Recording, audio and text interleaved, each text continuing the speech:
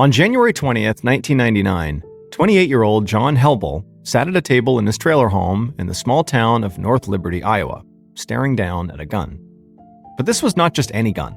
This was a classic old revolver from the 1950s that had seen better days, and so John was intent on restoring it to its former glory. So he picked up a gunsmith screwdriver, which is a small screwdriver with a hollow ground tip, and slowly began taking pieces of the revolver apart. Then, once he had done that, he began cleaning the pieces and removing rust that had collected over the years. John knew restoring a gun like this, at least restoring it the right way, would be slow, painstaking work, and that's actually one of the reasons he loved doing it so much. John had a collection of over 40 classic and customized guns, and when he was working on them, it felt like the rest of the world just disappeared. Somebody could be in the room with him, and he'd forget they were even there. That's how focused he'd become on restoration projects. And staying focused had not always been easy for John. Not long after he had graduated high school and enrolled in college, about 10 years earlier, John had gotten involved with drugs, both as a user and also as a dealer. He was frenetic and all over the place, and so drugs had just caused him a lot of problems. He'd had run-ins with the police, and he'd struggled to hold down a job. But over the last couple of years, he'd really tried to make some changes in his life, and that's where restoring and customizing guns came in. It wasn't really about selling them for money. Instead, it was about having an interest in something that he was really good at, and also that helped him stay calm. It was also something he could do entirely by himself, and John loved being on his own, to the point that some people called him a recluse. He had a small circle of friends and family, but he was known to go days at a time without seeing or calling any of them. Back at the table in his trailer, John looked down at the work that he'd already done on this revolver, and he smiled. It would still take him several more hours, maybe even another full day, to get the gun looking as good as new, but he could already see a huge difference. Still, he figured it was time to stop for now. Because he heard his dog, a 3-year-old black and white Siberian Husky mix named Keisha, barking from the front room of the trailer. That meant she wanted food. And as far as John was concerned, whatever Keisha wanted, she got. John stood up, carefully put the pieces of the gun back in its case, and went to the sink to wash his hands. Then he poured some dog food into a bowl on the floor, and Keisha came running, and John crouched down, scratching behind her ears and talking to her like she was his best friend. Because in reality, she was. In fact, everyone who knew John said he treated Keisha like she was his child. She went with him almost everywhere he went when he left the house, and there were long stretches of time when Keisha was actually the only other living thing that John interacted with. As Keisha ate the food in her bowl, John walked over to his small refrigerator and grabbed a slice of cold pizza. He ripped off a small piece of it, and immediately Keisha turned from her bowl, jumped on top of him, and devoured the human food that John always gave her as an extra treat. When Keisha was done eating the pizza, John walked to a small room at the back of his trailer. This is where he kept his gun collection in several different gun boxes. He opened up a polished wooden box, looking for a spot to put his current project when it was done. And as soon as he did, his face just lit up. Because in this box, he saw his prized possession, a Colt 45 Gold Cup semi-automatic pistol. This was a high-end weapon known for its accuracy and very unique design. And John had customized it further with gold screws and gold flourishes, and he was very proud of the work he had done. Other than his dog and his mom, John said this gun was maybe the most important thing to him in the whole world. John closed the gun box, excited he'd be adding a new piece to the collection soon. Later that night, after taking Keisha for a walk, John sat down at his recliner in the cramped front room of the trailer, and Keisha immediately curled up at his feet. John turned on the TV, and it didn't take long before he had drifted off to sleep. And a few minutes later, he was already sleeping so deeply that he didn't hear the sound of footsteps creaking slowly across the trailer floor.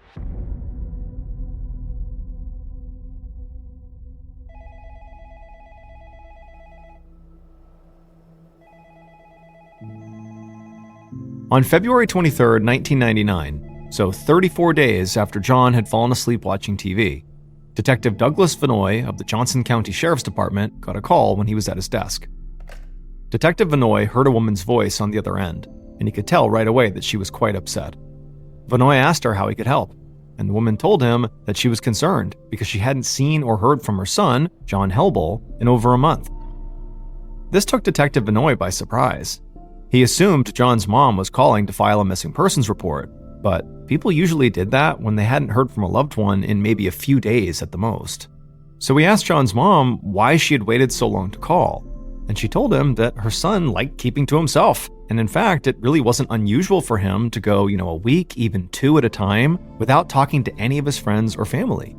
But now it had been over a month, and she'd called him several times, and she hadn't heard back. But she told the detective that she actually did not want to file a missing persons report. Instead, she was hoping the police would meet her at John's trailer to basically go check on him and make sure he was okay. She just had sort of a sinking feeling about this and didn't want to go in there alone. I mean, she figured her son was probably fine, but she just wanted to know for sure, and she just wanted some other people there with her. Vinoy said that was fine. Then he got the address of the trailer and told her he would meet her there. After that, Vinoy hung up and headed out to his car with a deputy. And as he began to drive, the detective thought to himself that no matter what John's mom had said about her son very likely being fine, well, if she's asked the police to join her at the trailer to go inside and take a look, that actually indicates that she must be really worried. A few minutes later, Detective Vinoy and the deputy drove through North Liberty's downtown, and it looked like something from another time, like the shops and restaurants lining the main road had been there forever. Vinoy drove a couple more miles past a stretch of farmland and soon arrived at the Holiday Mobile Home Park that had over 200 trailer homes spread out across acres of land. Vinoy headed down a dirt road through the park that had snow piled up on either side, and after a few minutes, he and the deputy arrived at John's trailer. And right away, they saw John's mom, along with a mobile home park employee waiting for them. They also saw a blue van parked on the dirt drive in front of the trailer. The officers stepped outside of the car. Vinoy thought it was cold, but nothing too bad. It was sort of a typical Iowa winter day, with temperatures a bit over 20 degrees Fahrenheit. John's mom introduced herself and told the detective that she and this employee had actually already tried opening the door, but they found it was locked. And also, nobody was responding from the inside. Vinoy told them, okay, stand back so I can break the door down. But John's mom asked him not to do that. If John really was fine, she didn't want to damage his trailer for nothing. At that point, the employee pointed the officers to a window on John's trailer that would be large enough for them to climb through. Vinoy put on his gloves and checked the window, and he found it was locked, but it was pretty flimsy, and so he managed to pull it open without doing any damage and without much trouble. But as soon as the window was open, Vinoy instantly threw his hands up over his nose and mouth to block the horrific smell coming from the inside. He stepped back and caught his breath, and then told John's mom not to come over there. Then, Vinoy and the deputy kind of braced themselves and went forward and climbed in through the window. Once they got inside, the smell got 10 times worse, and they also immediately saw something strange in the front room of the trailer. There, in the recliner, something large had been completely covered by a blanket. Vinoy held his breath and slowly approached the recliner. He reached out and pulled down the blanket, and right away he kind of flinched. Vinoy was an experienced cop, but he'd never seen anything like this. Sitting upright in the chair was the body of a dead man that had already clearly begun to decompose. However, as gruesome as it was, the man did not appear to have any injuries. It sort of looked like he had fallen asleep and just never woken up again. But as Vinoy walked around the recliner and leaned in closer to the body to get a better look, it quickly became clear that this man had not died of natural causes, because Vinoy noticed 2 small bullet wounds. The detective and the deputy left the recliner and made their way through the few other rooms of the trailer. There was a kitchen, a bedroom, a bathroom, and a small room at the back. But after searching those areas, they didn't really find anything out of the ordinary. The home had not been ransacked, and there was no sign of forced entry or a struggle of any kind. The only thing Vinoy thought was odd was that there were dog bowls for food and water on the kitchen floor, but no dog, dead or alive. Vinoy called into the sheriff's department and arranged for a county forensics team to come out. He said he had no idea how long the victim had been dead for, but based on the smell and the decomposition of the body, he figured it had been at least a few weeks. After that, Vinoy prepared himself for what he considered to be the worst part of his job. He was pretty sure the dead man on the recliner was John Helbel, but now he needed John's mother to ID the body.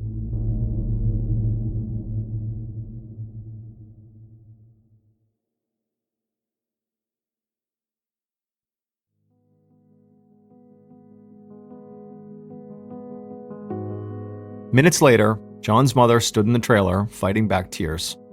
She said that was definitely her son in the recliner. She kept her composure, and in a quiet voice, she told Detective Vinoy that she wanted to do whatever she could to help the police. She said outright that John had not always been perfect. He'd struggled with drugs and had run-ins with the law, but he was a good person, and he always tried to help the people he loved.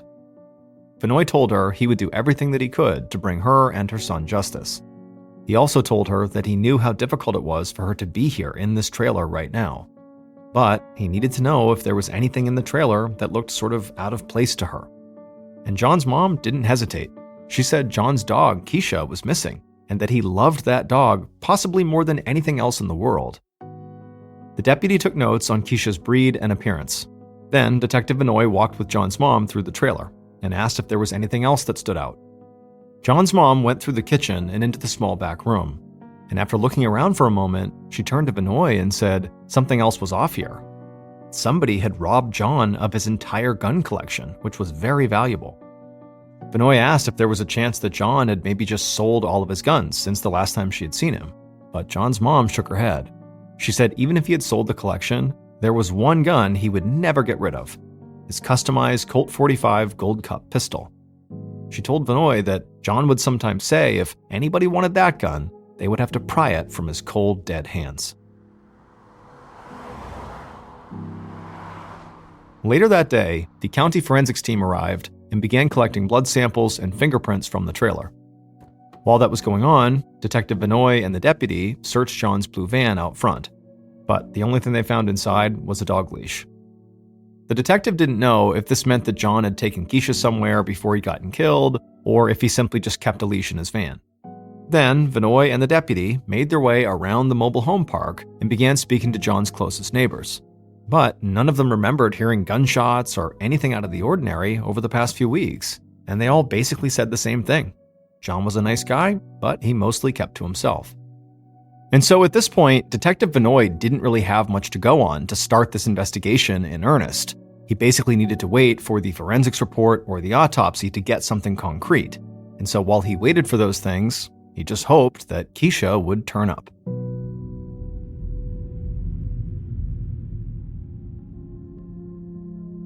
On Friday, February 26th, so 3 days after John's body was discovered, Keisha had still not shown up.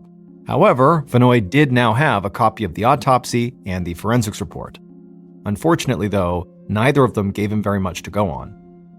The autopsy concluded that John had been killed with a .22 caliber pistol, and Vinoy knew that a lot of .22s don't make very much noise, so that could explain why none of the neighbors heard anything. And then because of the level of decomposition of John's body, the medical examiner couldn't determine an exact date of death. But he believed John had been dead for over a month. And beyond the blood samples from John's wounds and small amounts of blood on the recliner, the forensics team had not found much else. So, Vinoy had a crime scene with very little concrete evidence, where the door had been locked, yet there were no signs of struggle or forced entry, and John's beloved dog and his gun collection were missing. All of this led Vinoy to believe that John had likely been killed by someone he was close with, close enough that he would welcome them into his trailer and who would have known about the gun collection. However, everyone the detective had spoken to said John basically didn't have friends. He was a loner. And so at this point, Vinoy knew this was not going to be an easy case. And also, North Liberty, Iowa was a small town with a population of just over 5,000 people. And so a murder in such a small town like that could quickly lead to massive panic in the community, which meant there was going to be a lot of pressure to find a way to solve this difficult case very quickly. But as Vinoy sat there getting more and more frustrated thinking about this case, a deputy rushed over to his desk, and this young officer had a really excited look on his face. He told Detective Vinoy that he was almost positive he had just found John's dog, Keisha. Vinoy didn't waste any time. He got the location of the dog from the deputy, and then he called John's mother and asked her to go meet him at that location. Vinoy headed out to his car and sped across town to a house in a small neighborhood just a few miles from John's trailer. John's mom arrived soon after, and the two of them went to meet with the man who lived in the house. As soon as they stepped inside, an excited black and white Siberian Husky mix rushed over and greeted John's mom. John's mom pet the dog and got tears in her eyes and said yes, this was definitely Keisha. Detective Vinoy asked the man how he had come to find Keisha, and the man told him he actually found Keisha over a month ago. It was after midnight on January 21st. He said he remembered this specific date because the whole thing was just so odd. He said he had come home that night and saw the dog standing in the middle of the street right near his house. The dog didn't have any tags, and the man didn't recognize her from the neighborhood. But what had really stood out to him was that the dog, despite being out in the elements, was totally clean, like immaculately clean. This seemed really weird to Vinoy too. I mean, it was winter in Iowa. The ground was covered in snow, and the dirt roads outside of town, like where he was describing finding her, were soaking wet and muddy. If Keisha had gotten out of her trailer and wandered a few miles to this location, her fur almost certainly would have been a mess. Now, this story to Vinoy did seem sort of far-fetched, but at the same time, he really had no reason to doubt this guy. I mean, he seemed like he was being very truthful and forthcoming about how this dog came to be in his possession. And so for now, Vinoy decided he would just simply believe him, and he would operate on what this guy was saying. Which meant, if this is really how Keisha was found, well then either John's killer or an accomplice of the killer must have driven Keisha here and left her right here on the street. Otherwise, how else could she be so clean?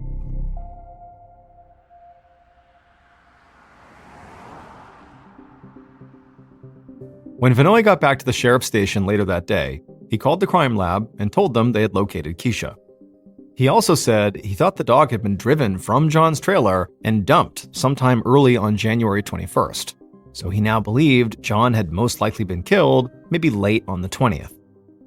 The forensics officer he spoke to said that the dog being driven somewhere was actually great news, because a dog's nose print is like a human fingerprint. Each one is unique. So, if Vinoy could nail down a suspect, a forensics team could search their car to see if there was any trace of Keisha's nose print on the windows or the interior. Now, Detective Vinoy felt like finding Keisha was a huge deal for this case, but it was no good if he couldn't track down any viable suspects. I mean, the first thing he did is he contacted the man who had found Keisha, and they searched his car to see if, maybe there were prints inside of his car that suggested he was lying about how he found Keisha. But no. It was totally clean, the guy was incredibly truthful, basically made himself fully available to the investigation, and so he was quickly ruled out. And beyond him, there was nobody in the neighborhood where Keisha had been found that had seen anybody drop her off or had any recollection of seeing a car that looked out of place. It was like nobody knew anything. Keisha had just suddenly appeared. So, Vinoy decided to reach out again to everybody he'd already spoken to, John's mom and his neighbors. Vinoy believed that even if John was a recluse, somebody had to know at least one friend of his. And this time, one of John's neighbors did remember something important. The man told Vinoy that he had seen a truck at John's trailer over a month earlier, right around the last time he had seen John. The man was sure that that truck belonged to one of John's few friends, a guy in his 20s named Mike Harding. And after a quick search through police criminal records, Detective Vinoy discovered that, just like John, Mike had a history of using and selling drugs. At the end of February, so a few days after police had found John's dog Keisha, Detective Vinoy sat down with Mike Harding in a small interview room at the sheriff's station. Going into this, Vinoy had no idea what to expect. He knew that Mike had at one point gotten mixed up with drugs and had some trouble with the law in the past, but it really wasn't anything major. It wasn't like Mike was some big-time felon dealer or something. Also, Vinoy had no idea what kind of person someone as reclusive as John would consider a friend. Like, what's Mike gonna be like here? But right away, Detective Vinoy felt like Mike was very outgoing and that he wanted to help. Mike said that he and John were close friends, even if they didn't hang out a whole lot. He openly admitted that yes, they both had issues with drugs and made mistakes in the past. But he said John was a really good guy, and he couldn't imagine why anybody would want to hurt him. Vinoy asked Mike if he thought it was possible that John might have fallen deeper into the drug scene than Mike maybe realized. Was it possible he'd gotten in trouble with some dangerous people? But Mike said there was no way. Maybe John still smoked weed, but he was not connected to major drug dealers or anything crazy like that. Vinoy thought Mike came off like he was telling the truth, but he'd been a cop long enough to know that some people were just good liars. So he asked if Mike would be willing to take a polygraph test. And Mike didn't hesitate. He said if that would help, he'd happily do it. Before Vinoy wrapped up their interview and took Mike to go take this polygraph test, He said to Mike that he needed to know if there was anybody else he could think of that John might have been hanging out with around the time he was killed back in January. Mike thought about it for a second, and then he looked up and said, yeah, there were definitely two people the police needed to speak to. A man named Andy Rich, who'd been John's friend for years, and Andy's girlfriend, Sharon Snyder. Mike said the two of them lived far away in Wyoming now, but they had come to visit John back in January, and Mike said he had not seen or heard from John since the two of them had left.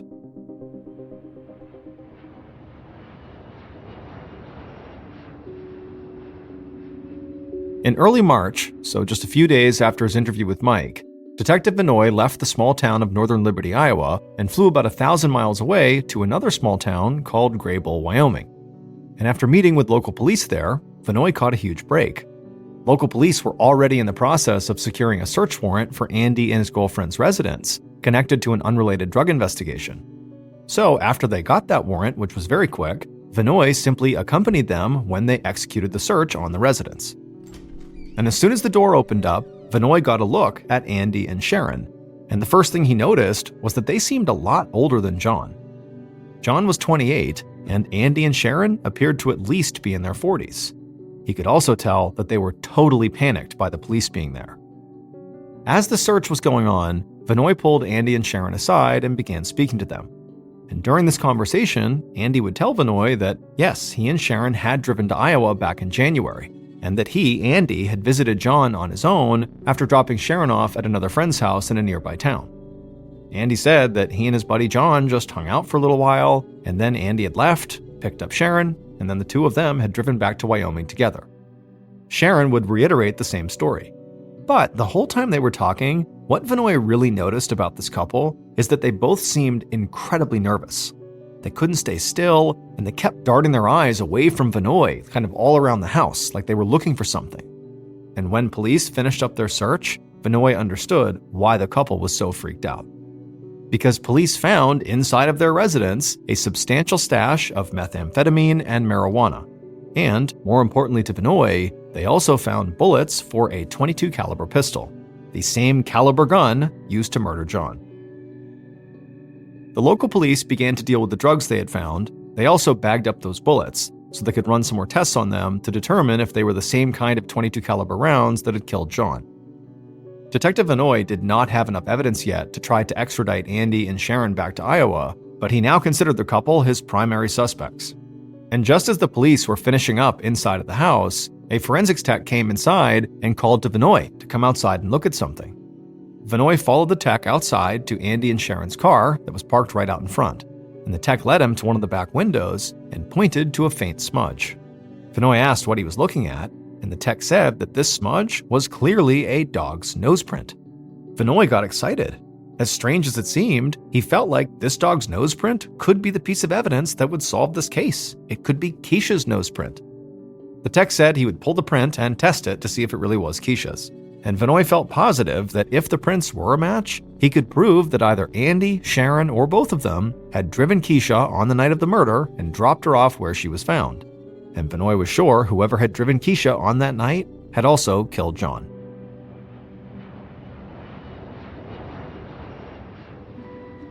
The following day, Detective Vinoy was back in Iowa, feeling confident that his trip to Wyoming would soon pay off in a huge way. But over the next several weeks, as test results started to come in from the crime lab in Wyoming, any excitement he had felt had quickly disappeared. Because the bullets that had been found at Andy and Sharon's place did not match the type of bullets that had killed John. They were the same caliber, but a totally different design. On top of that, the dog's nose print taken from Andy and Sharon's car window was not as complete as they had hoped, so the lab couldn't say one way or the other if it actually matched Keisha's nose. And then also, John's friend Mike had passed his polygraph test.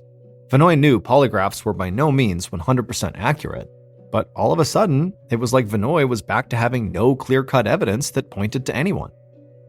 Vinoy continued to try to track down anybody else who might have been close to John, or who could at least point him in the right direction, but what everybody had already said about John proved to be true. He just wasn't that close to very many people. While Vinoy had hoped John's beloved dog Keisha might be the key to solving this case, he now felt like he had to try going in a totally new direction here. So he decided to focus on the one thing, other than Keisha and his mother, that everybody said John truly loved, and that was his customized Colt 45 Gold Cup pistol. Since John had added his own specific touches to this gun, like the gold screws and the gold accents, Vinoy hoped that would make it easier to track it down, because it was very unique. And so Vinoy reached out to numerous law enforcement agencies, local, state, and federal, along with gun stores and pawn shops all across the country, in the hope that somebody would have spotted this prized gun. But this extensive search came up empty. So Vinoy spent several weeks just kind of retracing his steps all over again. He went back to the crime scene and looked around there, and he also re-interviewed all of his main suspects. He spoke to the guy who had found Keisha, he spoke to Mike in Iowa, and he even returned to Wyoming to speak to Andy and Sharon again. But nothing new developed. Soon, months had passed by without any more evidence, leads, or suspects materializing. And since Detective Vinoy worked in a very small department and he was one of the very few detectives, his time and focus were quickly needed for other investigations. But Vinoy never fully abandoned John's case, and he continued his search for the gold-accented gun. But it just no longer could be his only priority. And over time, despite his efforts, Vinoy began to worry that John's murder might never be solved.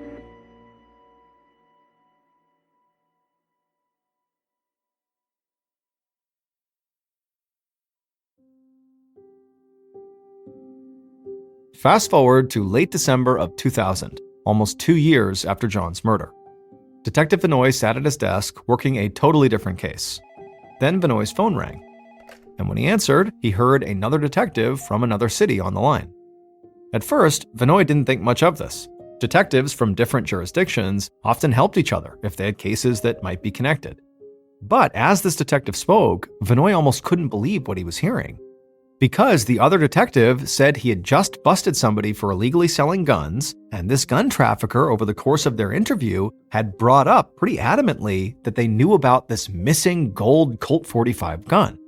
Now, this detective didn't really know what they were talking about, but they had looked into it and discovered that Detective Vinoy was in the middle of looking into a murder case that involved a missing gold Colt 45. So he was calling about it. The two detectives spoke for a bit longer about this gun, and then after Vinoy hung up, he felt the type of rush he only felt when he knew he was close to solving a case. The following day, Detective Vinoy and the detective who had called him about this gun sat across from the gun trafficker inside of a cramped interview room in a small police station. Above them, a fluorescent light buzzed and cast a sickly glow over everything. The room just felt tense, and the gun trafficker kept looking back and forth like somebody outside might be watching or listening. But Vinoy and this other detective did their best to keep things as calm as they could, and they explained that any information that led to a murder getting solved would be greatly appreciated by the police and the courts. The gun trafficker nodded. The message was clear. Help the detectives with this murder case and possibly avoid serious jail time for their gun trafficking charges. So, eventually, the gun trafficker gave Vinoy an exact address to visit if he wanted to find this gold Colt 45. And when Vinoy heard this address, he just stared across the table in disbelief. This investigation had started in a little town in Iowa and had already taken him to Wyoming more than once. And now, Detective Vinoy had to pack his bags again and fly down to Dallas, Texas.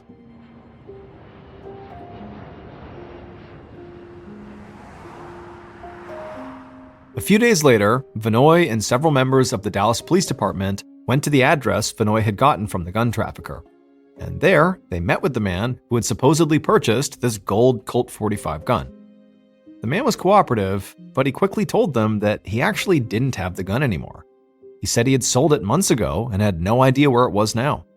After hearing this, Vinoy felt totally defeated, like this trip had been a complete waste of time. But then the man said he actually still had the box that the gold gun had been in when he had bought it. It was a really nice box, so he had kept it for himself. The man went inside and got this box, and when he handed it over, Vinoy looked inside and saw there was a handwritten note. And on this note was a description of the gun that had been sold, and it included all the customizations that had been made to it. And that description absolutely matched John's precious Colt 45.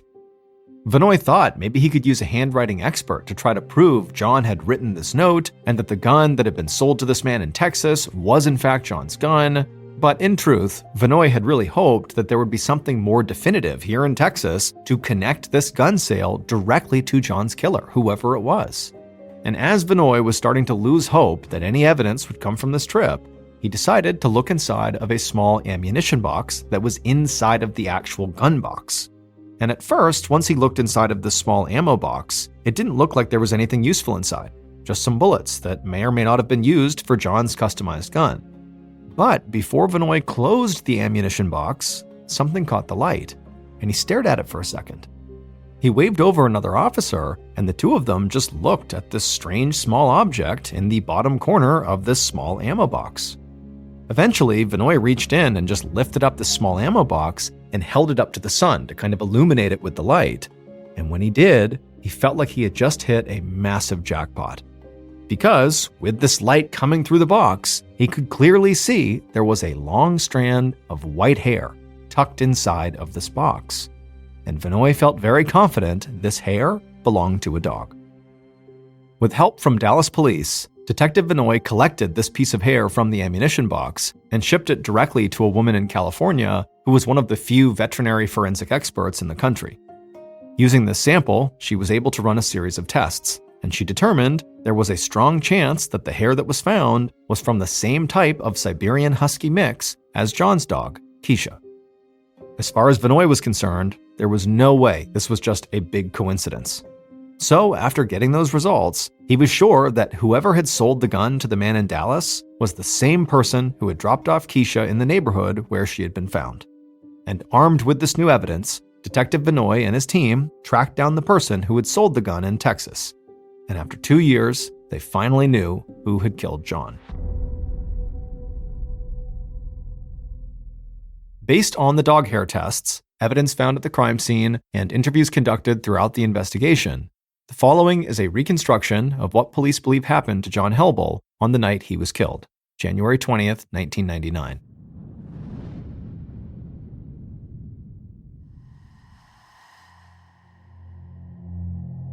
The killer stood just inside of the trailer near the front door. Even inside, they could still feel the cold winter air coming through the thin walls. On the other side of the room, in the flickering light of the TV, they saw John, fast asleep in his recliner, with his beloved dog Keisha curled up at his feet. And John and Keisha were facing the killer. The killer, as slowly as they could, reached down and pulled out a .22 caliber pistol from their waistband. After making sure John and the dog had not woken up, the killer began to walk slowly towards John. But after taking a few steps, the floor underneath the killer began to creak, and the killer froze, worried that John might have woken up. But as he stared at John and the dog, neither moved. They were still sleeping. After taking another steadying breath, the killer continued to move, all the way up to the recliner, and then around to the back, behind John. There, the killer raised their gun, placed it right at the back of John's head, and then fired. Blood rushed out of the small wound as John's head slumped forward and rolled to the side, but the killer fired into the back of John's head one more time, just to be sure he was dead. And John did die, right there in his recliner. The killer began to walk back around the chair, but now Keisha was awake, and she was growling. The killer tried to calm the dog down, but she began barking. And the more the killer tried to keep her quiet, the louder Keisha got. The killer thought about shooting the dog, but they just couldn't bring themselves to do it. Instead, they put the gun back in their waistband, rushed to the kitchen, and grabbed the dog leash that was laying on the counter. The killer then put the leash on Keisha, grabbed John's keys that were nearby, and led the dog out to John's blue van. The killer got Keisha into the van, then climbed into the driver's seat and sped out of the mobile home park. A few minutes later, they turned onto a dimly lit street in a quiet neighborhood. They scanned the road, and it was empty.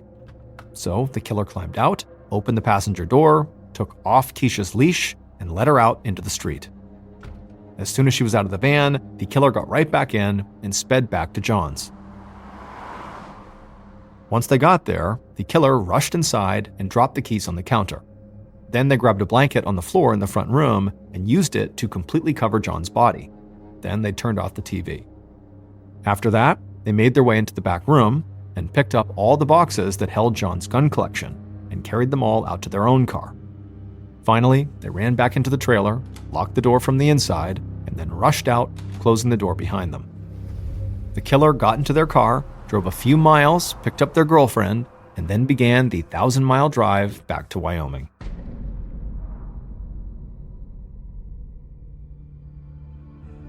John's friend, Andy Rich, was his killer. Andy had been visiting with John, secretly waiting for the right time to kill him. And on the night of January 20th, once John had dozed off in his recliner, Andy felt that time had come. Andy's motive for killing his friend was he simply wanted John's gun collection. Andy believed he could sell a lot of these guns, especially John's prized gold customized Colt 45, for really good money. So he murdered his friend and robbed him. Detective Vinoy actually suspected Andy and his girlfriend Sharon from the moment he met them in Wyoming. Andy had been at John's residence around the time of the murder. The couple had those .22 caliber bullets in their home, and they had that dog's nose print found on the window of their car. But of course, none of that evidence actually panned out, and so Vinoy had nothing tying either of them directly to the murder. But all of that changed almost 2 years later when Vinoy received that call about the gun trafficker who'd gotten busted for selling guns. It would turn out the detective who had called Vinoy was in Wyoming, and the gun trafficker was Andy's girlfriend Sharon, and Sharon was finally ready to come clean. Vinoy went back to Wyoming to interview Sharon, and she would tell him that she had lied to him during the initial investigation because she was terrified of her boyfriend Andy. She claimed she had no idea that John was dead when Andy had picked her up at her friend's house in Iowa and they had driven back to Wyoming. But she now admitted that soon after they had gotten home from that trip, Andy told her he was now magically in possession of John's favorite gun, the gold Colt 45, and that also Andy was going to be driving down to Texas to meet with a buyer who wanted to buy this gun. And he told Sharon exactly where this buyer lived. By the time Detective Vinoy visited Dallas to go speak to this buyer, he was sure Andy was the murderer. He just needed proof to bolster his case. And that proof came from the dog hair that was found inside of the ammunition box inside of the gun case. Now, Vinoy never actually found John's prized golden gun, but he did have that handwritten note that had been found inside of the gun box. And a handwriting expert would confirm that the writing matched John's.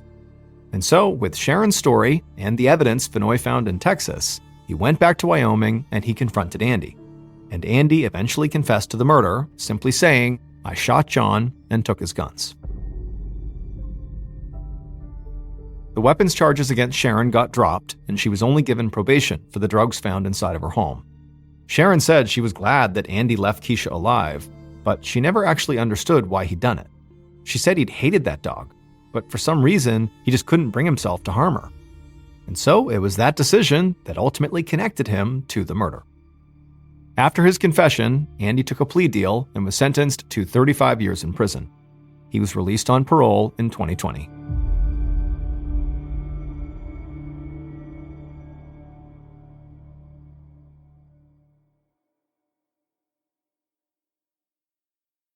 A quick note about our stories: they are all based on true events, but we sometimes use pseudonyms to protect the people involved, and some details are fictionalized for dramatic purposes.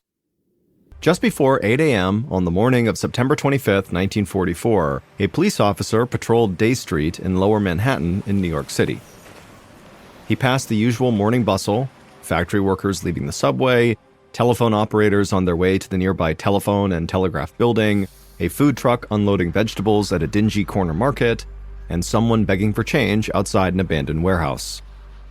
Then, the officer noticed what looked like a heap of clothing just lying on the sidewalk ahead of him. The officer sighed and shook his head. He hated litter and took a lot of pride in keeping his streets clean. So, the officer approached this pile of clothes, looking for a trash can to dump it in.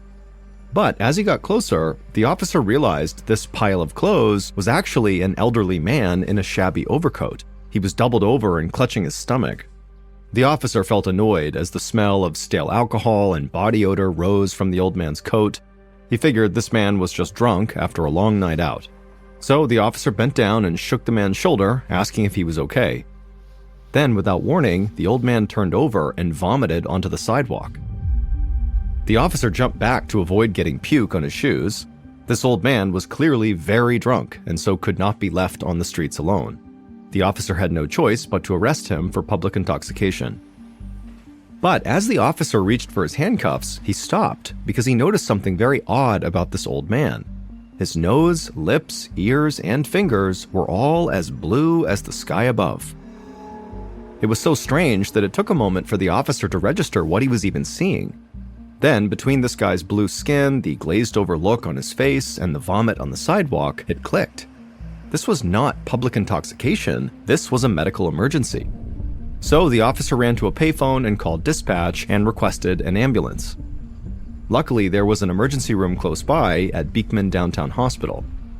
The hospital was only 6 blocks away, so an ambulance arrived in just a matter of minutes. The officer helped one of the emergency responders hoist the old man off the sidewalk and onto a stretcher, and then they loaded him into the back of the ambulance. The officer took a step back as the ambulance driver closed the door and then sped away. After the ambulance had disappeared around the corner and the police officer had resumed his beat, he thought to himself, in all his years on the force, that might have been the strangest thing he'd ever come across. A few minutes later, an attending physician named Dr. Francis Stevens ran outside of Beekman Downtown Hospital. He'd been notified about the incoming patient with the sky blue skin, and now he was rushing to meet the ambulance, pulling up out in front.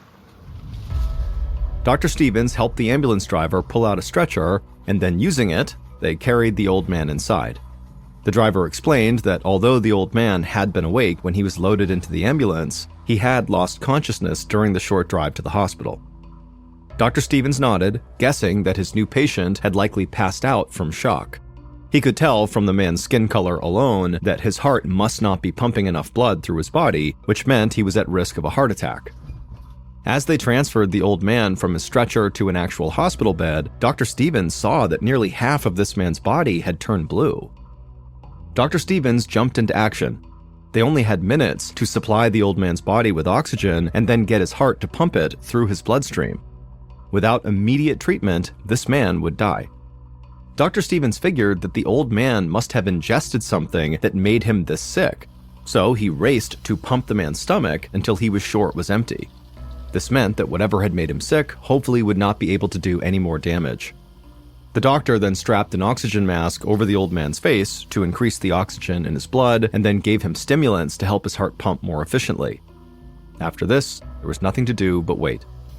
Dr. Stevens looked at the old man lying unconscious in the bed, his skin still bright blue, and the doctor just hoped they had treated him in time to save his life. Later that morning, Dr. Stevens returned to check on the old man and found him lying in bed, fully awake. His lips and fingertips did have a bluish tinge still, but the effect clearly had dramatically lessened. The man said his name was William and that he was 82 years old, and then after that he began looking around the room with very suspicious eyes and demanded to know what had happened to him. Dr. Stevens told William that he had been suffering from a condition known as cyanosis that results from inadequate oxygen in the bloodstream.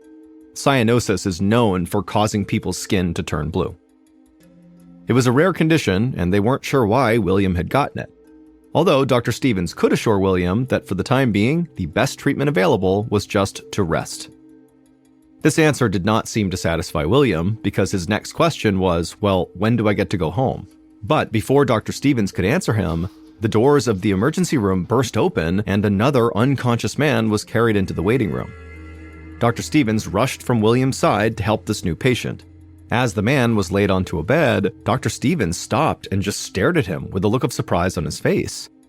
This new patient was also an old man dressed in tattered clothes, and as Dr. Stevens bent over him, he noticed that, just like William, this old man's lips, nose, and fingers were also bright blue. So Dr. Stevens administered the same treatment he'd just given William, a stomach pump, an oxygen mask, and heart stimulants. But as he was working on this new patient, Dr. Stevens started to have this sinking feeling in his gut. 2 cyanosis cases on the same day?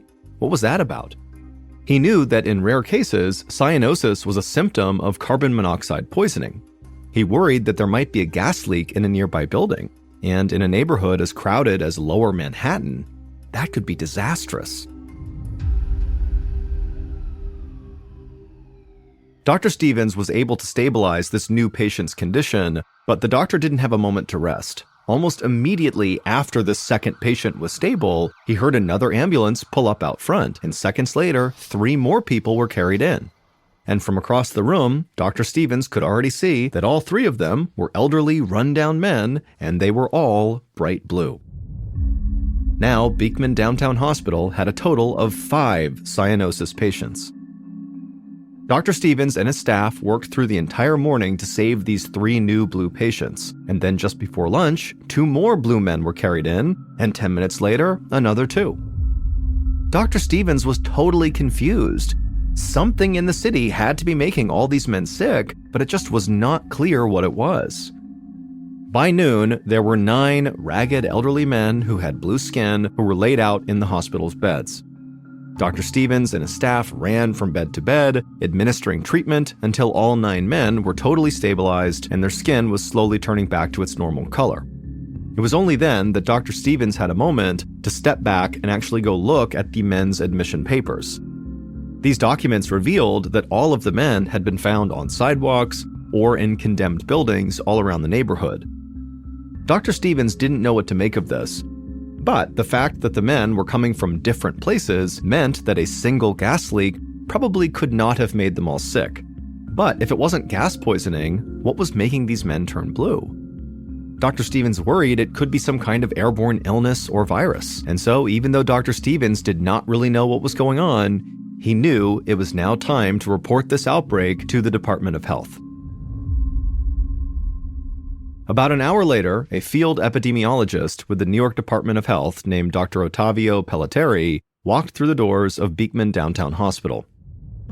He showed his identification to the receptionist and asked to speak with the physician who was in charge. Dr. Pelletieri's job was to investigate possible outbreaks of disease. His eyes wandered around the emergency room. Of the 9 blue-skinned patients laying in the beds against the wall, only 5 of them were awake. Dr. Pelletieri focused on William, who was the first patient brought in that morning. William was sitting upright in his bed, his skin still somewhat blue, but he was clearly feeling better.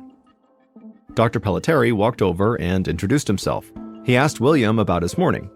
The old man coughed into his fist and then thought for a moment. He said at first it was just an ordinary day. He'd woken up in a nearby rooming house called the Globe Hotel, which was a crumbling, dingy building filled with as many twin beds as possible. After waking up, William said that he wandered down to breakfast at the Eclipse cafeteria, where low-income people could get a hot meal very cheap. He ate some oatmeal and drank some coffee, and then started back to his boarding house. And when he reached the sidewalk right outside of the Globe Hotel, he suddenly started feeling these stabbing pains inside of his stomach. Then he fell to the ground, and the next thing he knew, he was in this hospital bed. Just as Dr. Pelletieri was about to open his mouth to ask William some follow-up questions, the cyanosis patient in the next bed over piped up and said that he also had eaten at the Eclipse cafeteria that morning.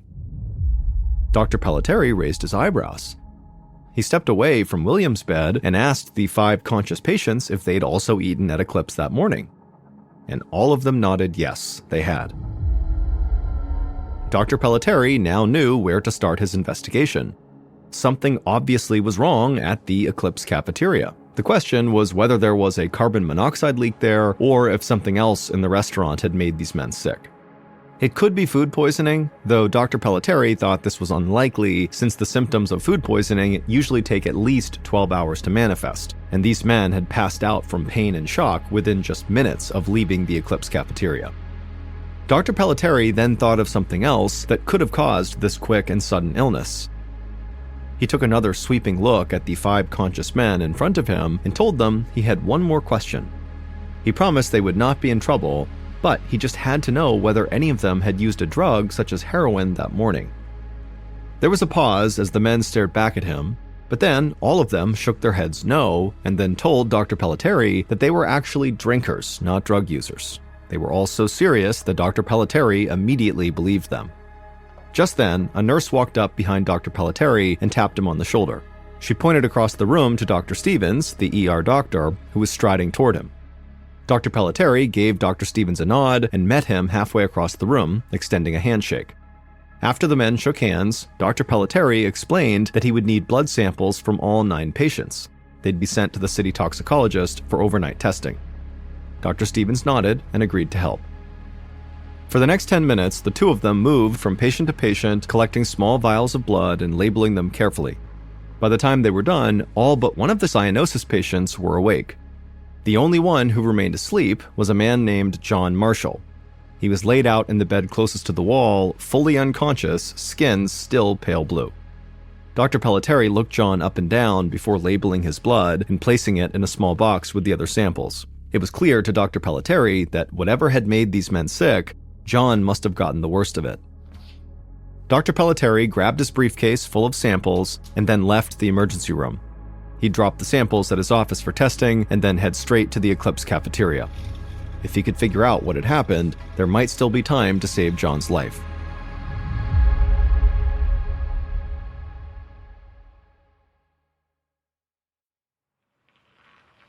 Around 5 o'clock that afternoon, Dr. Pelletieri arrived at the Eclipse cafeteria to find it closed and locked up.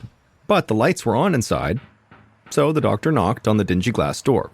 When there was no answer, he knocked again, announcing himself loudly as a member of the health department. Finally, he saw someone inside pop out of the kitchen and hurry across the dining room. The man was dressed in a well-tailored trench coat and wore a suit. He unlocked the front door and opened it for Dr. Pelletieri and then introduced himself as Mr. Weinberg and said he was from the New York Bureau of Food and Drugs. He explained to Dr. Pelletieri that a secretary from the New York Department of Health had already called his office. Now that a restaurant was potentially responsible for the cyanosis outbreak, his department needed to be involved. Dr. Pelletieri felt grateful for the unexpected help, and so he stepped inside of the Eclipse cafeteria, and right away he was hit with this horrible smell. It was like an algae-filled aquarium. Dr. Pelletieri thought there must be so much mold lurking behind all the filthy and cracked tile walls. This place was so overdue for a proper cleaning that an inch of black grit clung to every corner of the floor. Dr. Pelletieri looked around the rest of the room, and he saw fruit flies climbing the walls. There were 17 rickety tables that filled the dining room, each with its own sticky bottle of ketchup and salt and pepper shakers. Weinberg told Dr. Pelletieri that he had not found a gas leak anywhere inside, but he'd already cited the cafeteria with 15 separate health code violations. The kitchen was even more disgusting than the dining room. A thick layer of grease clung to every surface, bags of rotting garbage sat beneath the kitchen sinks. Dr. Pelletieri picked up a fork lying on the counter, and a thick layer of starch coated the fork prongs. To him, everything inside of this cafe was a potential contaminant. It was only then that Dr. Pelletieri noticed the cook and the restaurant owner standing beside the oven. Dr. Pelletieri was even more surprised to find that both men looked genuinely upset, maybe even afraid. Dr. Pelletieri felt relieved. Usually, restaurant owners were combative when the health department showed up, but he guessed that these men were going to be cooperative. If they had something to do with these 9 men getting sick, it seemed very much like it was an accident. Dr. Pelletieri wanted to speak with the line cook first. He asked the man if he did anything different than usual when he cooked breakfast that morning. The line cook shook his head and said no. He had made the usual breakfast of oatmeal, rolls, and coffee, nothing different than every other morning. Dr. Pelletieri then followed the cook to the pantry, taking note of the type of dry cereal the cook had used to make 6 gallons of oatmeal. Then the cook led Dr. Pelletieri to the giant metal stock pot that he had used to both cook the oatmeal and then serve the oatmeal, enough to serve 125 people that morning. The cook rattled off the recipe: 5 pounds of that dry cereal, 4 gallons of city tap water, and a handful of salt. The cook gestured to a gallon can of salt sitting on the stove, and then he pointed to a series of canisters sitting on a shelf just above the stove. The cook explained they stored the salt there in bulk, then just refilled the salt can on the stove as needed. Dr. Pelletieri said he wanted to take samples from everything the men had cooked with that morning. Then the doctor grabbed a step stool to reach the canisters labeled table salt above the oven. And when he was up there and was eye level with these canisters, he noticed there was a different canister hidden amongst them, one that did not have a label. Dr. Pelletieri lifted that can off the shelf and looked inside, and to him, it just looked like table salt. But just to be sure, Dr. Pelletieri climbed down from the stepladder and then showed this unlabeled can of white crystals to the cook and said, "What is this?" The cook explained that this can contained something known as saltpeter, which was a preservative he used to make corned beef and pastrami. The cook said he did not use the saltpeter to make oatmeal. For that, he used regular table salt. Dr. Pelletieri nodded, but just in case, he took a small sample of the saltpeter with him. For a moment, Dr. Pelletieri wondered if maybe there had been some kind of a mix-up and the cook had used saltpeter instead of table salt. But even if that had been the case, that would not have been what made all 9 of those men sick. Saltpeter was not toxic. Once Dr. Pelletieri had a bag full of all the samples he needed, he left the Eclipse cafeteria, hoping he would never have to return. Then he headed for the health department chemist's office. He needed these samples tested for poison overnight, along with the blood samples that he'd dropped off earlier. Dr. Pelletieri really wanted to get back to the hospital to check in on the 9 patients. But first, he had to make sure that this cyanosis outbreak was contained and that he was aware of every single cyanosis patient being treated right now in the city. He spent the next several hours visiting every cheap rooming house in the neighborhood, as well as all the nearby hospitals, until he was certain that the only cyanosis victims that were being dealt with right now were the 9 at the Beekman Downtown Hospital. When Dr. Pelletieri finally returned to the Beekman Downtown Hospital, it was well after midnight. And when he got there, a nurse greeted him and told him that since he had left the hospital that afternoon, 2 more elderly men had arrived with cyanosis, so blue skin. That brought the official count up to 11. Most of them were awake now and back to their normal coloring, but the sickest patient, John Marshall, still lay unconscious in his bed by the wall, and his situation seemed to only be getting worse. Dr. Pelletieri frowned and then thanked the nurse for the update. Then he headed back out the door toward his office to write his initial report, summarizing his investigation for his boss, Dr. Morris Greenberg, the city's chief epidemiologist. The next morning, Dr. Pelletieri had to go back to the Eclipse cafeteria, even though he really didn't want to. He was exhausted, having stayed up most of the night writing his report for his boss. But to continue his investigation, he would need to speak with more members of the kitchen staff. When he got there, the cafeteria was still closed because of the health department citations, but the busboys and cashiers were waiting for Dr. Pelletieri inside the dining room. He chatted with each of them, following them around the cafeteria as they pantomimed their workdays. It didn't take long for Dr. Pelletieri to conclude that their actions had not contributed to the cyanosis cases in any significant way. But as Dr. Pelletieri packed up his belongings and got ready to leave, the cook from the day before appeared in the dining room with a fearful look on his face. He admitted to Dr. Pelletieri that he'd been up all night worrying that maybe, just maybe, he did accidentally season the oatmeal with saltpeter, not table salt, and if so, he was incredibly sorry. Dr. Pelletieri clapped the man's shoulder and thanked him for the honesty, but assured him not to worry. Since saltpeter is edible, it would not have hurt anyone if he had made that mix-up. The cook visibly relaxed, and Dr. Pelletieri smiled and wished him a good afternoon. Within an hour, Dr. Pelletieri made it back to the Department of Health to find a note on his desk from his supervisor, Dr. Greenberg. The test results from all the Eclipse cafeteria food samples had come back, and Greenberg wanted to see Dr. Pelletieri immediately. Dr. Greenberg was sitting at his desk, looking over the results, when Dr. Pelletieri showed up and knocked on his doorframe. Greenberg looked up for a moment and waved Dr. Pelletieri in. And then once Dr. Pelletieri took a seat, Greenberg handed him a copy of the results. And as Dr. Pelletieri read the findings, his eyes went wide. The cook had, in fact, accidentally refilled the gallon can of salt on his stove with saltpeter instead of table salt. But that was not the issue. The problem was that both the table salt and the saltpeter contained measurable levels of sodium nitrite, a meat preservative that can be poisonous if not handled carefully. Dr. Pelletieri knew that sodium nitrite wasn't dangerous in small doses, but large quantities of it could be deadly. For a moment, Dr. Pelletieri wondered how sodium nitrite could have gotten into the kitchen in the first place. It was more common at processing plants where meats like salami, hot dogs, and bacon were cured. And then Dr. Pelletieri remembered that because the nation was in the middle of World War II, the government had approved the use of limited concentrations of sodium nitrite in restaurants to make foods last longer. The sodium nitrite had to be used in very low concentrations that would preserve the meat, but allow any poisonous elements to burn off during the cooking process. But there was a big problem with the way the Eclipse cafeteria was using their sodium nitrite. The cooks were not just using it to preserve meat. They were also using it to season the morning oatmeal. And this was a critical mistake because oatmeal is not cooked nearly as long as meat is.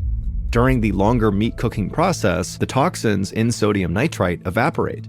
But with oatmeal, they don't evaporate, and so when the cooks served it to the men, the toxins were definitely still in the oatmeal. And if that was not enough poison, the 11 men who were hospitalized had apparently gotten a whole lot more sodium nitrite straight from the salt shaker on their tables. Lab tests showed that one of the shakers at the Eclipse contained excess sodium nitrite, easily enough to sicken someone. Dr. Pelletieri put the lab results down and smiled. He finally had his answer.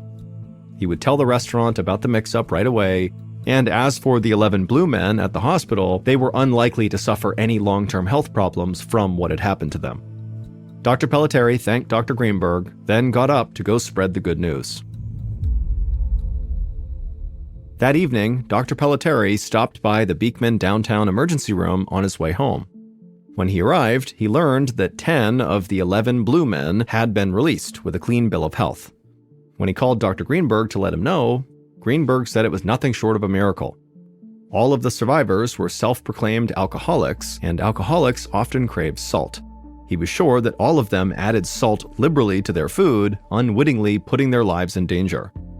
Dr. Pelletieri agreed, and he wanted to tell these men how lucky they were, but the survivors had been discharged and had all returned to their transient lives out on the streets. He knew he would likely never find them again. Still, they were part of a special group, survivors of being poisoned with sodium nitrite, an event so rare there were only 10 other cases of it ever in recorded history. But that was no help for the 11th blue man, John Marshall. His health had been so bad prior to consuming this sodium nitrite that he had died earlier that evening. Dr. Pelletieri's throat felt tight when he heard that news. He'd conducted his investigation as quickly as possible, but it still was not fast enough to save everyone.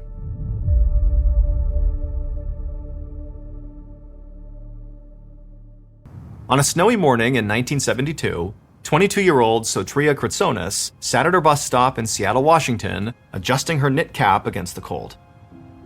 The hat actually still felt pretty weird on her head because just a few days earlier, she had cut her brown hair super short, and so she wasn't quite used to it yet. But despite that, she loved her new hair. In fact, she couldn't wait to show it off at her school. She'd deliberately worn this big hat to hide her haircut, because this would make the reveal to her friends at school that much better. She glanced up Rainer Avenue for any sign of her bus, but there wasn't one. The city's public transportation system was all out of whack that day because of the weather, and Sotria was becoming pretty impatient because now her bus was over an hour late. She'd already missed her first class of the day because of this bus, and now she was in danger of missing her second class. And that's when she heard the beep of a car horn, and a pale yellow Volkswagen Beetle rolled up to the curb right in front of her. Sotria had to squint through the snow, but she could see the silhouette of a man in the driver's seat of this car, and he was rolling down the window of the passenger side and kind of waving her over. Curious, she walked up to the now open window and leaned in, and the warmth coming from inside the car felt great. And this is where Sotria got her first real look at the driver. He was a good-looking guy in his 20s, he was well-dressed, pleasant-seeming, just an overall normal-looking person. He explained that he'd actually been driving on Rainer Ave for a while, and he hadn't seen a bus in a long time, and so he offered to give Sotria a ride to her school. But remember, this is the 1970s, and hitchhiking at the time in America was pretty common, especially on the West Coast where Sotria was. And so pretty quickly, she agreed to get in because she knew this likely was her best chance at making it to school for her second class, and she was freezing.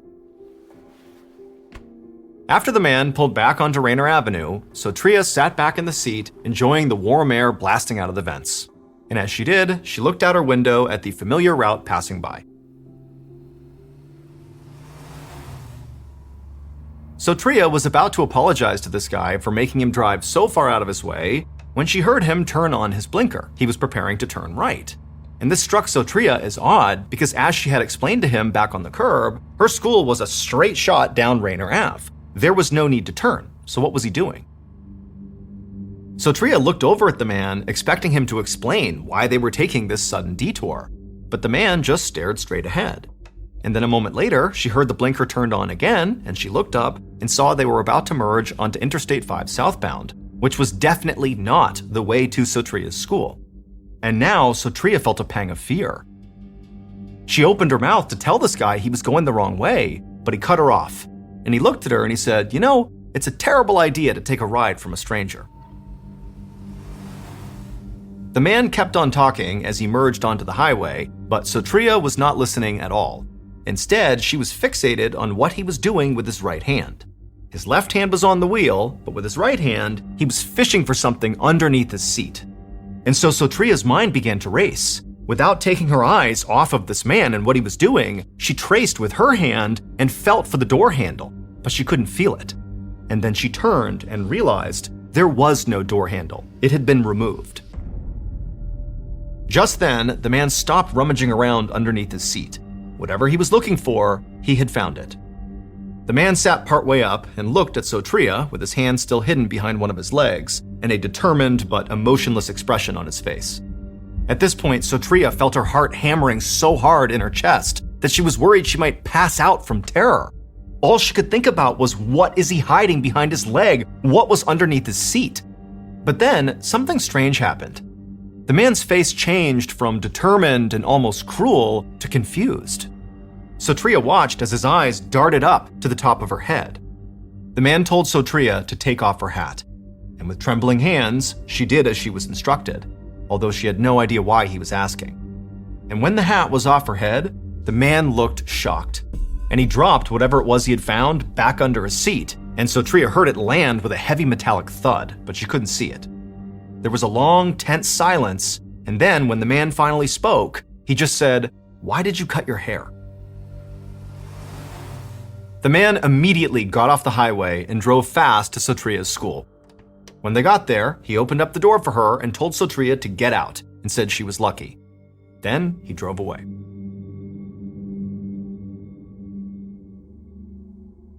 Sotria didn't report this encounter to police. She was kind of embarrassed that she had gotten into a stranger's car in the first place, and after all, the guy, despite being really creepy, hadn't hurt her at all, and so she basically just tried to forget about it.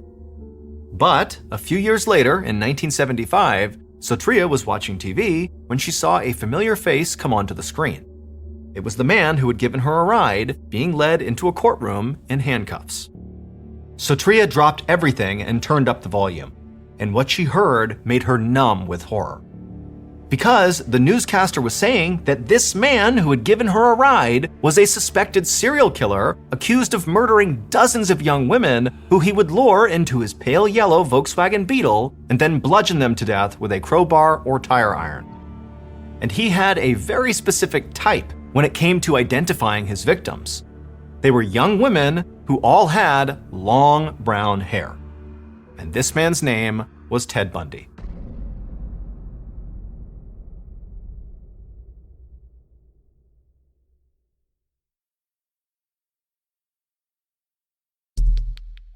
Our next story is called The Box.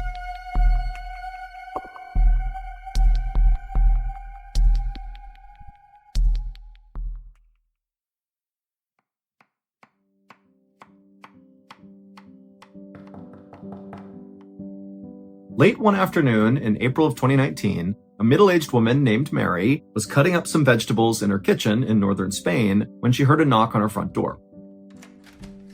So she put her things down, she went to the door, opened it up, and standing there was her next-door neighbor, who was all smiles, and she was holding this big box that was wrapped in wrapping paper and had a big bow on it, and then sitting on top of this big gift was a tray of deep-fried rolls, or croquettes. Mary's neighbor was a 61-year-old woman named Carmen Marino, who was an exceptional chef, and her specialty were making these croquettes. They were filled with different types of meat and other things, and all the time, Carmen would come over and give them to Mary, and Mary loved these croquettes. And so as soon as she saw those, she was like, wow, amazing, and she invited Carmen inside. But Carmen didn't come inside. Instead, she took the croquettes and handed them to Mary, and Mary's like, okay, great, thank you. But Carmen was still standing right outside holding this box, and now Mary's looking at her thinking that Carmen looks kind of uneasy. And so Mary said, what's going on here? What's up with this box? Carmen was silent for a second and just kind of held this box out, at which point Mary realized, okay, so she's trying to give me this gift. And so Mary reached out and took this huge present, and she was like, "Thank you, Carmen. Like, what is this? What's going on?" And Mary, when she looked at Carmen, she could tell Carmen's face was now bright red. She was very embarrassed about something, maybe whatever she was going to say, and so Mary just waited for Carmen to speak. And so eventually she would clear her voice, and then she would say, "Mary, this is really embarrassing, but I need you to hold on to this box for a little bit. It contains my sex toys, and I'm having company over at my house, and I'm just worried that somehow they're going to find these things." Mary was so caught off guard by what Carmen was telling her that she just started laughing. But Carmen didn't join in on the laughter. She just kind of looked down like she was totally mortified. Mary stopped laughing because she felt bad, and then Carmen kind of elaborated on why she had this huge box full of sex toys. She would tell Mary that, she bought them with the intent of using them with her boyfriend, but a couple of months ago he had broken up with her. But Carmen had held on to these in the hopes that the boyfriend would eventually take her back and they would get back together again and get to use these toys. And so even though this was a totally weird and kind of uncomfortable request, Mary kind of felt bad for Carmen. One, because she had to make this request of Mary, but also two, it was obvious that Carmen was pretty shaken up about, losing her boyfriend. And so Mary said, "You know what? No problem, Carmen. I will look after your sex toys and I will enjoy your croquettes." And Carmen was so relieved and said, "Thank you so much." And then she turned and hustled back to her house. And then Mary shut the door and she brought the croquettes into the kitchen and she tried one and it was so good. And then she took the big box of sex toys and she went into the hallway. She opened up a closet and she put it on the top shelf and then shut the door.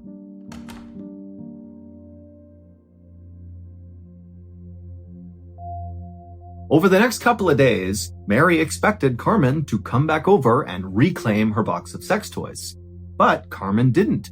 And when days turned into weeks and then turned into months, and still Carmen had not come over to get the sex toys, Mary was kind of annoyed, but she was just too embarrassed to go over to Carmen and be like, "Hey, why don't you come over and get your sex toys?" And so Mary just decided she would leave it alone and not talk about it, and if ever Carmen wanted them back, she could have them. But if she never asked for them again, Mary didn't care. She would just eventually throw the box away, and that would be it. A few months later, on September 29th, 2019, so we're talking about 6 months or so from when the sex toys were first brought over to Mary's house. Well, on this day, Mary was kind of doing chores in her house when she began to smell a really bad smell coming from the hallway closet where the box of sex toys were. And so Mary opened up the closet, and for sure, she could tell the bad smell was coming from this closet. And so she started by smelling the shoes that were towards the bottom of the closet to see if maybe she had stepped in something gross, but they were all clean. And then eventually she reached the sex toy box. She pulled it down from the top shelf, and it had never been opened. It's still wrapped, but she just smelled the box and she immediately recoiled because that had to be where the terrible smell was coming from. It was coming from this box. And so Mary was totally repulsed at the idea that these sex toys smell horrible, but she carried the box into the kitchen and set it down, and she thought, is this a horrible betrayal of my friend's trust if I open up this box and look at her sex toys? But Mary ultimately was like, "You know what? Carmen has not come back for this thing. I'm opening this up because I need to know what's making this smell." So Mary went over and got a pair of scissors and she cut off the wrapping paper, and then she opened up the box. And inside was like this big thing that had been wrapped in tinfoil. So all you saw was tinfoil. And so Mary, she reached down and kind of began to peel back the tinfoil. It was kind of sticking to whatever was under it. But eventually, after she kind of yanked on it, she pulled the tinfoil off. And when she saw what was in there, she began screaming and ran outside and called the police.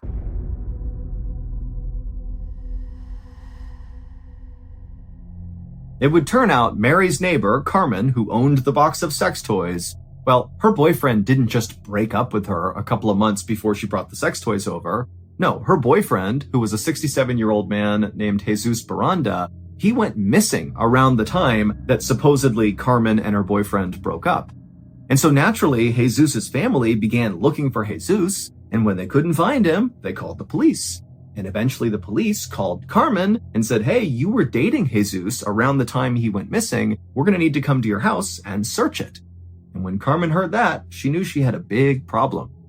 Because Carmen had murdered Jesus and cut his head off with a chainsaw, and she still had his head in her house. And so what did she do? Well, she boiled his head down, and then she put it in a box, wrapped it in tinfoil, and then she wrapped that box in wrapping paper, put a bow on it, and then went next door to Mary's house and said, "Hey, can you hold my sex toys for me?" Because she knew Mary would likely not look in the box if it was sex toys. And so Mary took the box, put it in her closet, and then of course, the smell began several months later, and she would discover Jesus's head. Carmen was convicted of murdering her boyfriend, and she was sentenced to 15 years in prison. Police were never able to locate the rest of Jesus. All they had was his head. But there's a running theory that Carmen may have used the rest of her boyfriend's body and ground it up and then baked him into her croquettes that she gave out to people like Mary and other people in her neighborhood. But that's just a theory.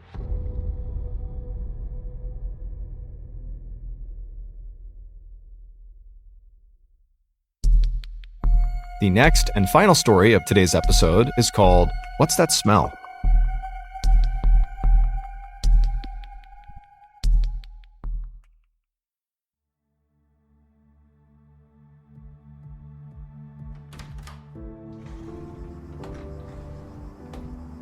On the evening of June 7th, 2023, a 36-year-old man named Umar Abdullah walked into his bedroom in Tampa Bay, Florida, and right away he opened up all the windows.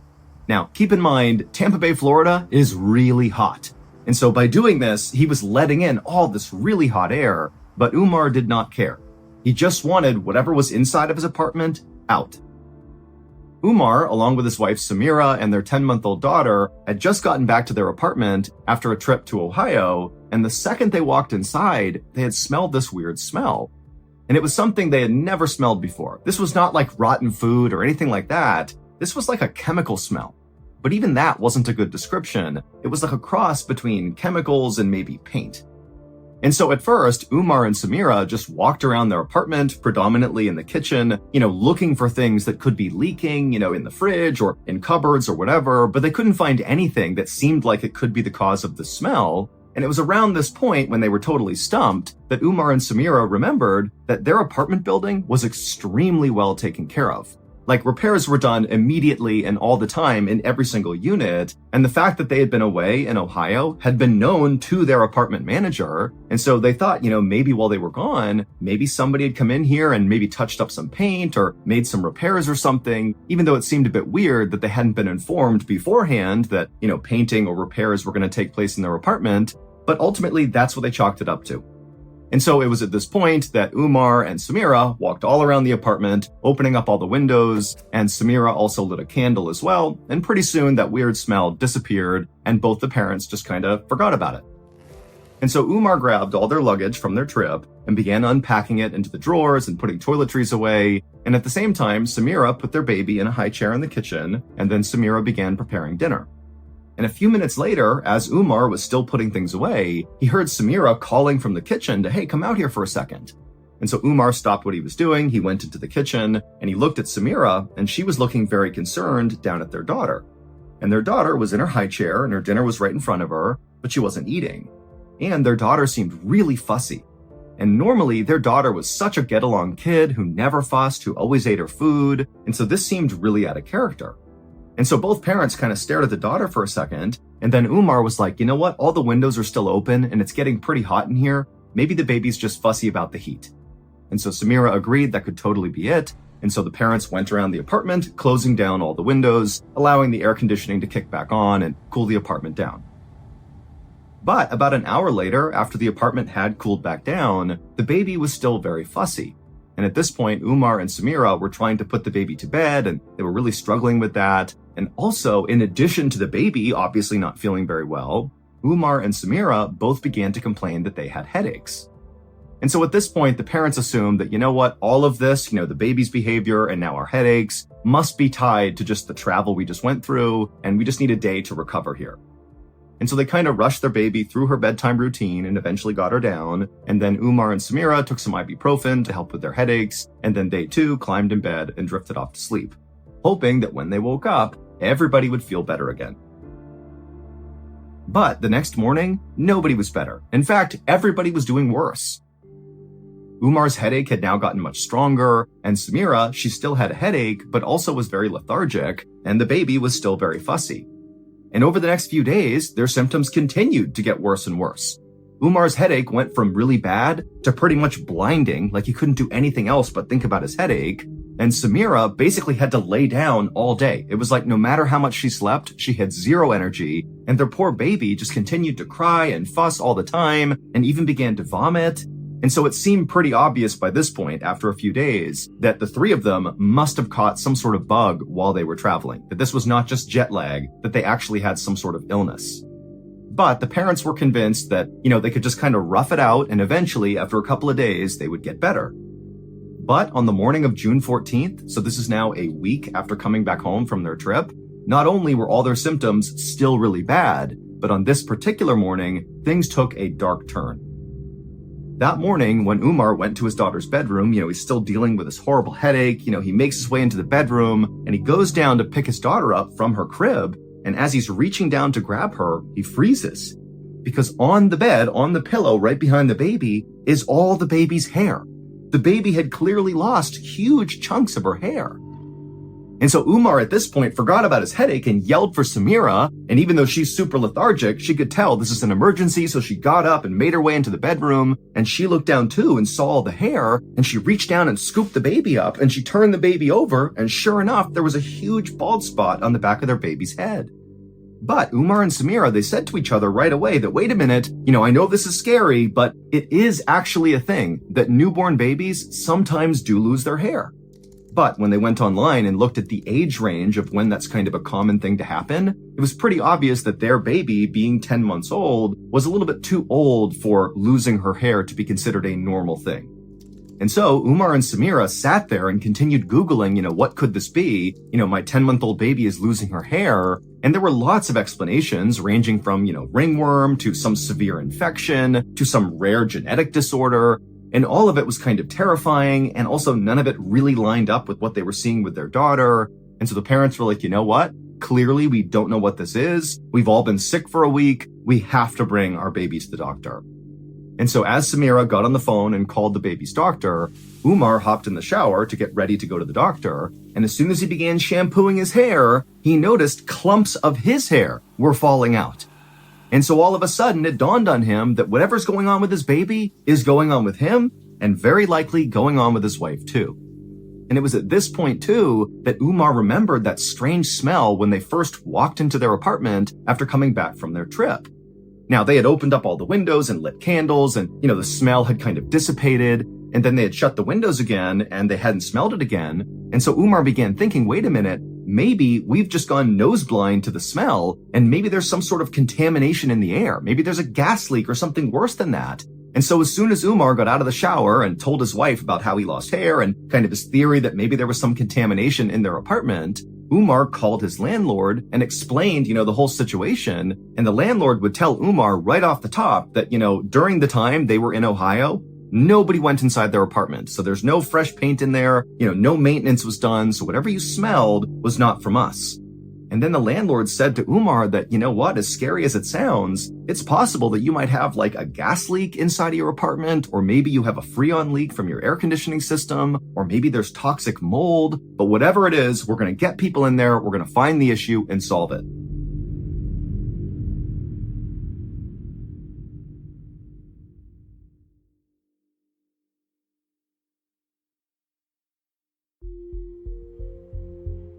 And so later that day, sure enough, a gas inspector showed up to Umar and Samira's apartment, and they checked the entire place, and they could not find any trace of a gas leak. They checked everywhere. There was no leak, but they did tell Umar and Samira that yes, we can smell a faint trace of some chemical smell, but we don't think it's gas.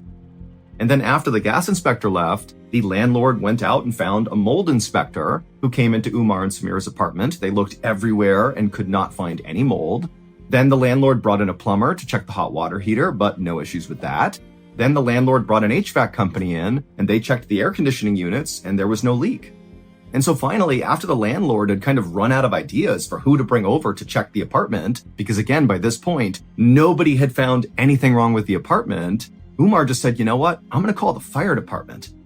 And so Umar, he calls the fire department, and the fire department, they send over their hazardous materials team or their hazmat team. And so they go into the apartment and they look everywhere, and there is nothing. They could not find any source that was causing the smell at all. It seemed very much like their apartment was totally safe and fine.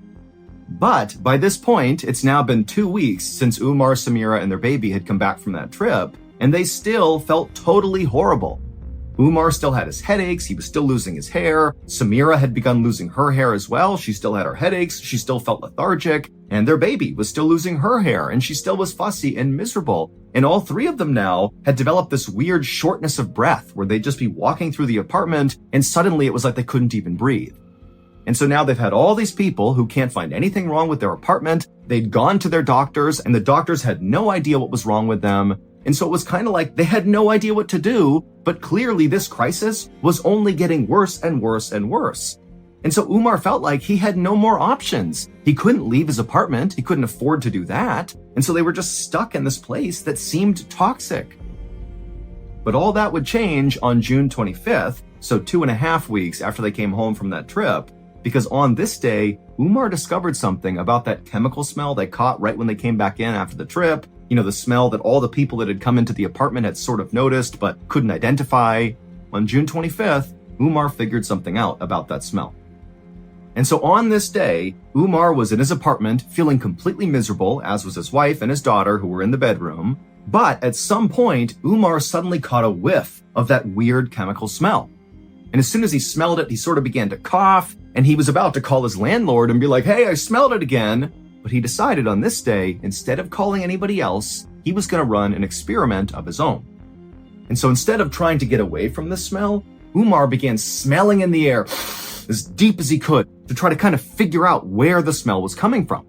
And so he began walking around his apartment, sniffing the air, kind of tracing the smell, and slowly but surely he began kind of following the smell through his kitchen, down the hallway, all the way to his front door. And when he got to his front door, he smelled in again, and he could tell the smell was the strongest right now. And so feeling a sudden jolt of adrenaline, he grabbed the door, flung it open, half expecting to see like a chemical cloud floating in the air in the hallway. But as soon as he opened the door, there was nothing outside. And when he smelled in the hallway, the smell wasn't really there anymore. And so he kind of looked around for a second, feeling kind of silly, and then he shut the door, and he was about to just go back into his apartment and just kind of accept that once again, I got no idea what's going on here. But then he stopped, and he turned back around and looked at the actual door, like the actual front door of his apartment. And he began smelling the door, and the door definitely had the chemical smell. And so he began smelling and tracing his hands all over this door, not even sure what he was looking for, but eventually he worked his way all the way to the bottom of the door. And that's when he felt something. And so suddenly Umar got down and stared at the strange thing he had found on his door. And as soon as he saw what it was, he jumped up and ran to his wife to tell her what he had just found.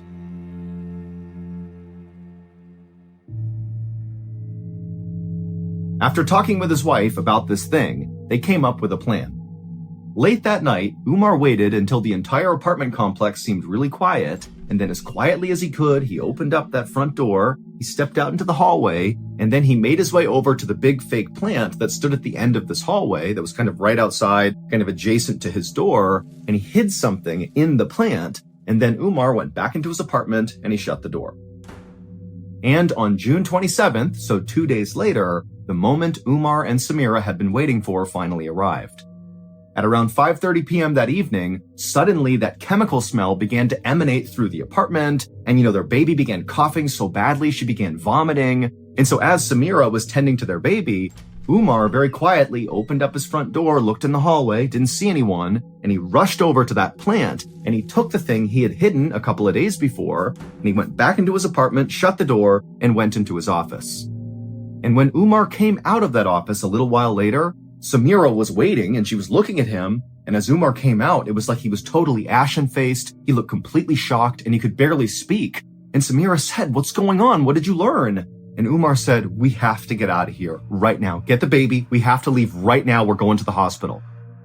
And so as Samira bundled up their baby and they started getting their things together, Umar called 911 and told the operator what he had just discovered.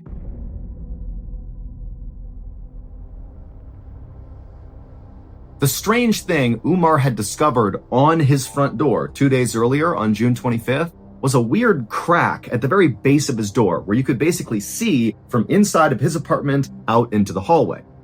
And the thing Umar and his wife had decided to hide in the hallway in that plant was a video camera aimed at their front door, because they were suspicious that something was making its way through that crack in the door into their apartment, and they wanted to catch it on camera. And that's exactly what happened 2 days later when around 5:30 p.m., their daughter began coughing and Umar began to smell that smell in the apartment, and he rushed out, he got his camera, he went back into his office, he watched the footage, and he could not believe what his camera had recorded. Just before 5:30 p.m. on June 25th, so right before the smell came into the apartment, on video, you see this guy walk up the stairs and enter the hallway right in front of Umar and Samira's apartment door. And this man had a syringe in his hand, and he knelt down and he placed the syringe into that crack at the bottom of Umar and Samira's door, and he pushed the plunger of the syringe before pulling the syringe out, quickly turning and disappearing down the stairs.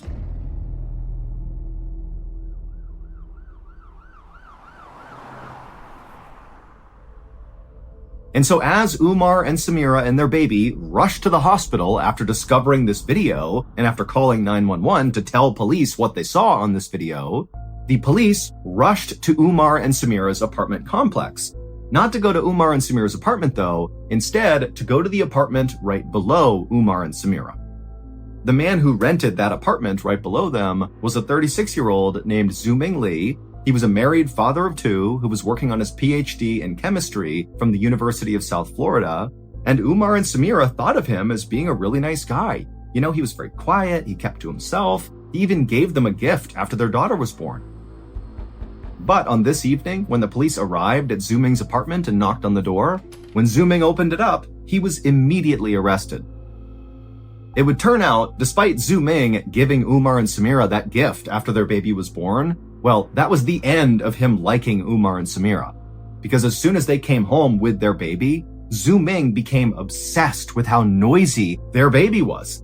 Even if their baby was barely being loud, it completely consumed Zuming's mind. It was like he was obsessed with listening for this baby.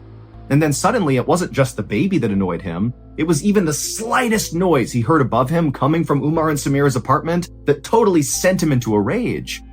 And so Zuming began constantly going to the homeowners association to complain about the baby and, the toilet sounds and the footsteps he was hearing. And when that wasn't enough, he began going to the police about it. Now, Umar and Samira had been told that their downstairs neighbor really was upset with how loud they were being, and so they did everything they could to be quiet. They felt so bad that they were coming off as being these very loud and disrespectful people, which they were not. They did have a little baby, and babies make noise, but they were doing everything they could to be quiet. And so they had no idea that Zuming was still just completely furious at them. And eventually, Zuming's fury just became completely unhinged, and he used his chemistry know-how, because remember, he's studying for his PhD in chemistry, to begin putting together this deadly mixture of chemicals that contain things like methadone and hydrocodone, and he put them into a syringe, and he began injecting them into Umar and Samira's apartment to poison them to make them be quiet. And so by the time Zuming was arrested, he had been injecting these deadly chemicals into their apartment for a month. That was obviously the cause of all of Umar and Samira and their baby's symptoms. It was this poison. Umar, Samira, and their baby would get treatment and they would fully recover from their poisoning. But very likely, had they not been quick thinkers and put that camera in place and caught Zuming in the act, it's entirely possible that over time, the poison that was being injected into their apartment would have killed them. Officials are still investigating this case as it's still relatively new. However, the legal process was paused when Zuming was deported back to China.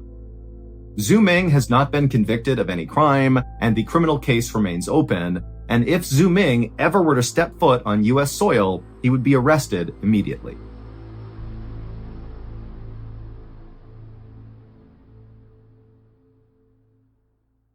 A quick note about our stories. They are all based on true events, but we sometimes use pseudonyms to protect the people involved, and some details are fictionalized for dramatic purposes.